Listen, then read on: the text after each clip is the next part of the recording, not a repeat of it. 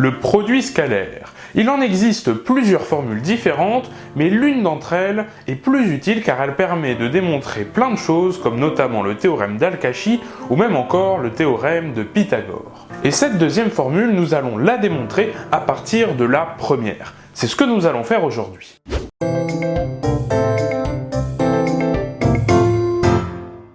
Salut, aujourd'hui on va démontrer cette formule du produit scalaire.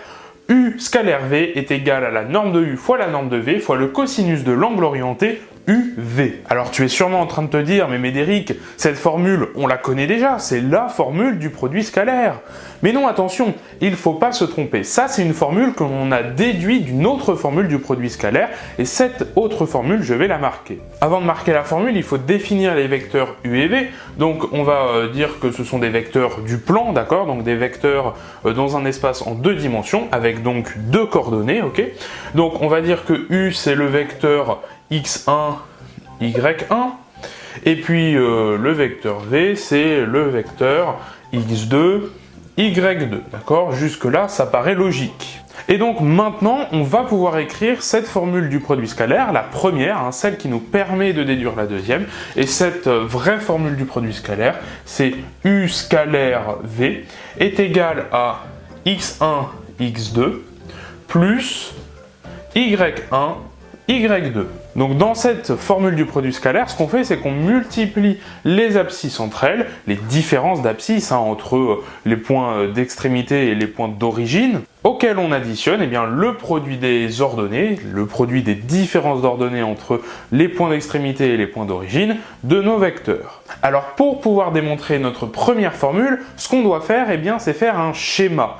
Puisque tu vas voir, ce schéma va nous être utile pour comprendre ce qui se passe. Bon, première chose, quand on fait un schéma, c'est évidemment tracer un repère. Alors ici, on va définir deux vecteurs U et V, mais on va pas les choisir n'importe comment. Ce qu'on va commencer par faire, c'est choisir un vecteur U horizontal, d'accord? Ça va être plus simple de comprendre. Donc on va prendre un vecteur U horizontal comme ceci. Ça va être notre vecteur U. Et évidemment, pour que les calculs soient plus simples, on va le faire commencer ici de l'origine du repère, d'accord? C'est assez évident. Et notre vecteur V, on va pas le choisir n'importe comment. On va choisir un vecteur V de manière à ce que l'angle orienté UV soit inférieur ou égal à 90 degrés ou à pi sur 2 radians. Ça pareil, on fait ça au début, mais tu vas voir, après on va comprendre ce qui se passe et on va pouvoir faire des manipulations. Alors on va choisir donc un vecteur V, comme je l'ai dit, dont l'angle avec le vecteur U est inférieur à 90 degrés. Donc par exemple, ça va être un vecteur comme ceci. Bon, maintenant ce qu'on va faire, c'est réécrire les vecteurs U et V sous leur forme avec des coordonnées, avec leurs composantes x1, y1 et x2, y2. Donc ici, on a le vecteur U. Le vecteur U, sa différence d'abscisse entre son extrémité et son origine, c'est quoi? Ici, on va l'appeler x1, d'accord? Puisqu'on ne sait pas, la différence d'abscisse, on ne la connaît pas, donc ça va être x1. Maintenant, en ce qui concerne son ordonnée ici, y1 ici, ça va être 0. Bah oui, c'est un vecteur horizontal, donc la différence d'ordonnée ici est de 0. Donc ici, on sait que ça va être 0. Bon, maintenant, pour le vecteur V, ici, on a x2 et y2. On ne connaît pas du tout les valeurs dans ce cas-là. Bon, on en déduit du coup de cette formule du produit scalaire que U scalaire V, je vais l'écrire U scalaire V, c'est égal donc à x1, x2 plus y1, y2. Donc x1, x2, ils sont là, on va les réécrire. x1 fois x2, d'accord? Et pour les ordonnées, y1, y2, on a 0 fois y2. Donc on va pas le réécrire puisque le produit va s'annuler. Donc y1, y2, on ne le met pas. Bon, maintenant ce qu'on peut remarquer, c'est qu'en fait ici on a un triangle rectangle, d'accord? Je te l'ai dessiné ici en pointillé. On a un fameux triangle rectangle. Donc ici on a un angle droit. Et grâce au triangle rectangle, on peut utiliser des formules de trigonométrie. Tu connais tes formules de trigo, Soccato, Achacha, avec le cosinus, le sinus, la tangente. C'est-à-dire que le sinus, par exemple, le sinus d'un angle, c'est égal au côté opposé, d'accord, de l'angle, divisé par l'hypoténuse du triangle rectangle.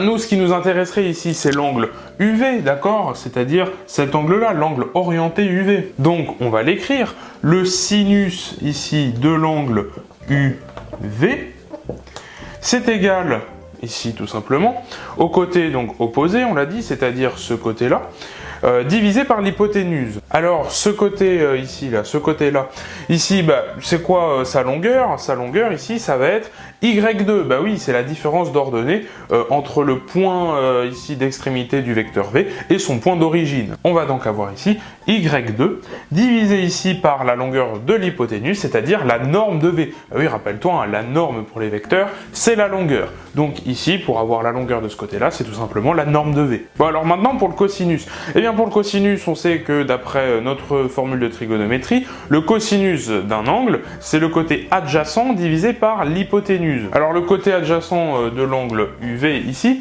le côté adjacent c'est celui-ci. Mais ce côté-là ici qui va de là à là, c'est évidemment la différence d'abscisse entre le point d'extrémité du vecteur V et son point d'origine. C'est donc x2 ici qu'on va avoir pour le cosinus. Alors c'est parti, on va l'écrire. Le cosinus de l'angle orienté UV, c'est tout simplement égal, donc on l'a dit, à x2 divisé par la norme ici du coup du vecteur V toujours, hein, c'est toujours divisé par l'hypoténuse ici, donc divisé par la norme du vecteur V. Bon, une fois qu'on a tout ça, on en déduit quoi pour Y2?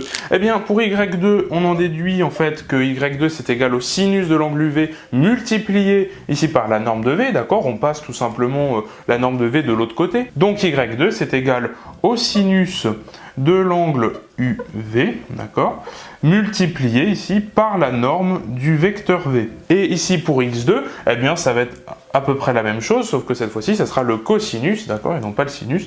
Donc x2 c'est égal au cosinus de UV, okay, multiplié ici par la norme du vecteur V. Bon, alors en regardant ça, on se rend compte en fait que le sinus de l'angle UV et Y2, eh bien on s'en fiche, ça nous intéresse pas. Pourquoi? Ben parce qu'on a déduit ici de la formule du produit scalaire que U scalaire V était égal à x1 fois x2, puisque ici Y1, ici la différence d'ordonnée du vecteur U, était égale à 0, puisque c'est un vecteur horizontal. Donc toute cette ligne-là, avec le sinus et Y2, on n'en a pas besoin. Ce qui nous intéresse, c'est simplement le cosinus et x2, puisque x2, il apparaît, lui, bien dans la formule qu'on a déduite. On va donc réécrire que U scalaire V, c'est égal à x1. Alors x1, c'est quoi? Bah x1, c'est la norme du vecteur U. Bah oui, puisque c'est un vecteur horizontal, il n'y a rien en ordonnée, donc forcément, ici, la norme du vecteur U, ça sera x1.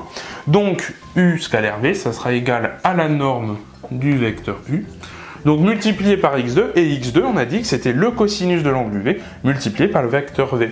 Alors on va écrire ça dans l'autre sens, on va d'abord écrire la norme du vecteur V, ok, voilà, multiplié donc par le cosinus de l'angle UV. Eh ben, ça te dit pas quelque chose ça? U scalaire V est égal à la norme de U fois la norme de V fois le cosinus de l'angle UV. Bah, c'est exactement ce qu'on cherche à démontrer depuis le début. C'est notre formule ici du produit scalaire avec le cosinus. Bon voilà, j'ai effacé tout ce qui était inutile et j'ai réécrit donc la formule qu'on cherchait à démontrer. U scalaire V est égal à la norme de U fois la norme de V fois le cosinus de l'angle UV. Mais attention, il y a un petit problème, c'est qu'ici on est parti de postulat de départ. On est parti du postulat qu'on avait un vecteur U horizontal et qu'on avait un vecteur V ici dont l'angle formé avec le vecteur U était inférieur ou égal à 90 degrés. Mais nous, ce qu'on cherche à démontrer, c'est la formule pour le cas général, avec n'importe quel vecteur. Donc ici, il faudrait ruser pour essayer de démontrer cette formule pour n'importe quel vecteur. Première chose que l'on peut essayer de faire, c'est de prendre l'opposé du vecteur V, c'est-à-dire qu'on aurait un angle formé avec le vecteur U qui serait compris entre 180 degrés et 270 degrés. Donc si on prend l'opposé du vecteur V, c'est-à-dire qu'on aurait le vecteur moins V qui serait comme ceci. Et bien du coup, on en déduit que U scalaire moins V, d'accord, U scalaire moins V.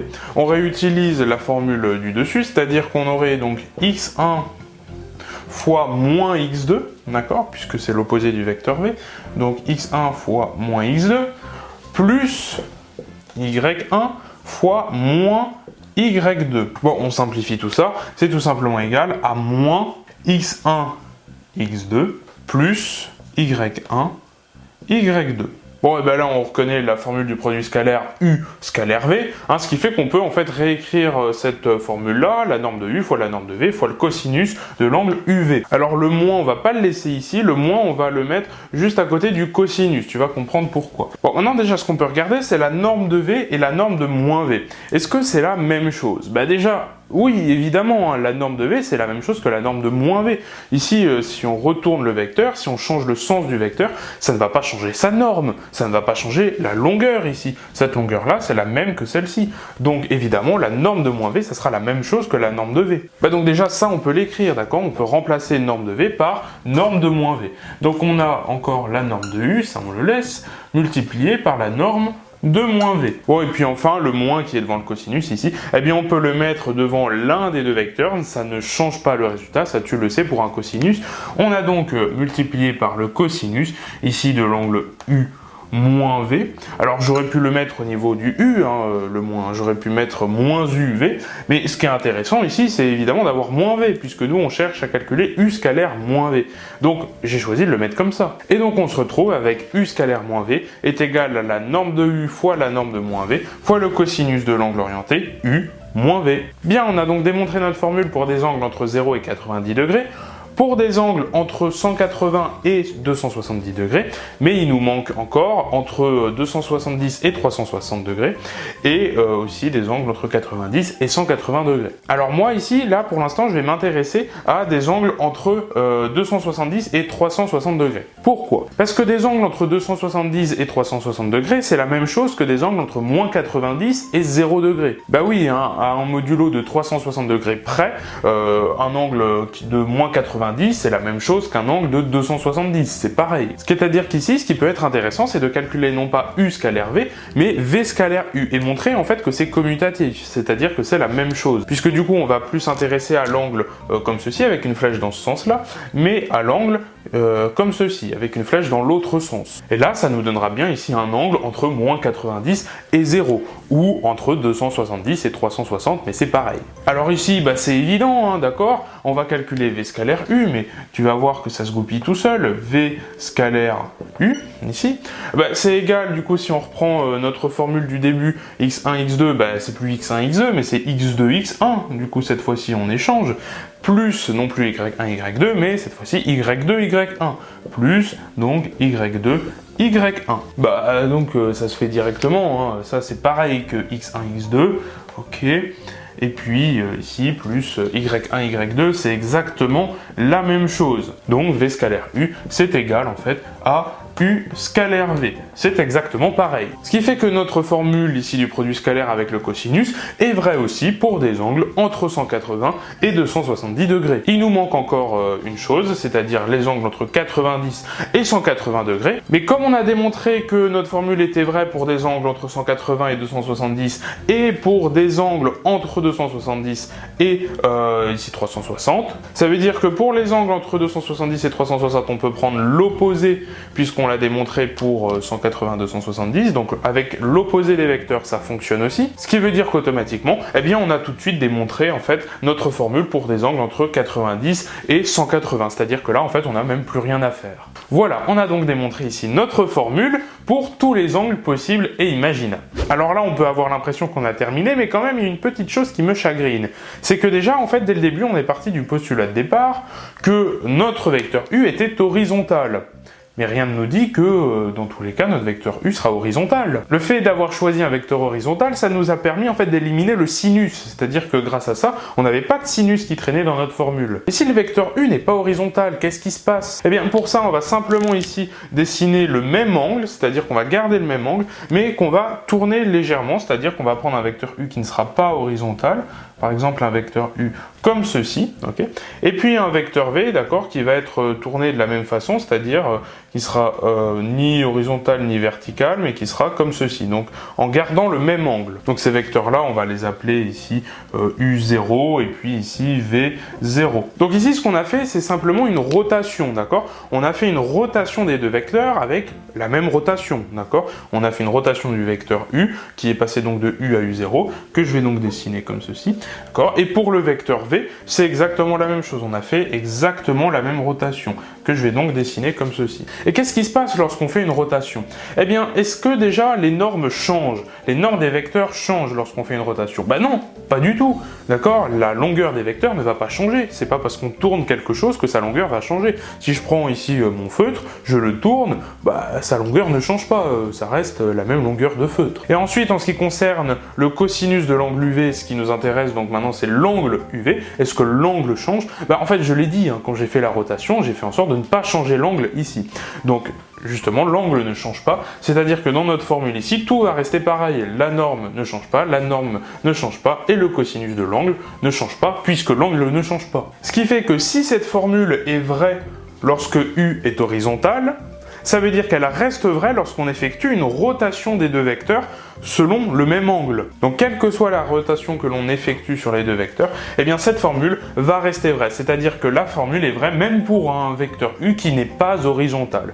Comme on a démontré donc la formule pour tous les angles et pour n'importe quel vecteur U, ça fait donc que cette formule est universellement vraie. Bon, la seule chose que l'on n'a pas démontré, c'est pour un vecteur nul, hein, soit U qui est nul, soit V qui est nul. Mais ici, en fait, on va simplement poser une convention, c'est-à-dire que si l'un des deux est nul, c'est-à-dire qu'on a un produit scalaire qui est nul, et d'après notre formule, on aurait donc une norme ici qui est nulle, une norme de U qui est nulle ou norme de V qui est nulle. Donc tout s'annule, bien que le seul problème quand même c'est le cosinus d'un angle. Le cosinus d'un angle formé par un vecteur et puis un vecteur nul, on ne sait pas trop ce que ça fait, c'est-à-dire qu'on va partir du principe qu'on ne s'intéressera pas dans ce cas-là au cosinus de l'angle, on va simplement regarder ici les normes, et dans ce cas-là, le produit scalaire va s'annuler. Donc d'après cette convention, eh bien la formule va rester vraie même pour un vecteur qui est nul. Donc voilà, on a démontré ici tous les cas qui nous intéressaient, et donc notre formule ici, U scalaire V est égal à la norme de U fois la norme de V fois le cosinus de l'angle UV,